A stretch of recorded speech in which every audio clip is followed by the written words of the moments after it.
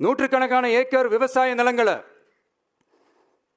மிகப்பெரிய நீர்நிலைகளை, ஆயிரக்கணக்கான வீடுகளை, அவங்களோட வாழ்வாதாரத்தை அழிச்சிட்டு அந்த இடத்துல தான் ஏர்போர்ட் கட்டியே ஆகணும்னு என்ன சார் அவசியம் இருக்கு? அப்புறம் எப்படி சார் நீங்க உங்களை மக்களின் முதல்வர்னு நான் கூசாம சொல்றீங்க?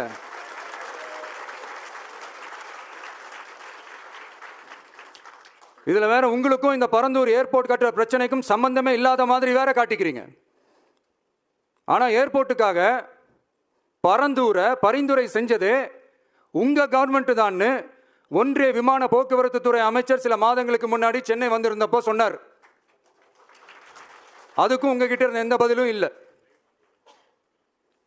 இந்த சூழ்நிலையில் பரந்தூர் விமான நிலைய பணிகளுக்காக விவசாய நிலங்களை கையகப்படுத்த கடந்த 25/6/2025 அன்னைக்கு உங்க கவர்மெண்ட் தான் அரசாணை பிறப்பிச்சிருக்கு. விமான நிலையம் அமைக்கிறதையே ஏற்க மாட்டோம்னு வருஷக்கணக்காக போராடுற மக்களோட நிலங்களையும் சேர்த்தே கையகப்படுத்த அந்த ஆணை பிறப்பிக்கப்பட்டிருக்கு. விவசாயிகளோட கண்ணீரை துடைக்க வேண்டிய தமிழ்நாடு அரசு அவங்களோட கண்ணில் குத்துறதாகவே இருக்கு இந்த ஜீவோ.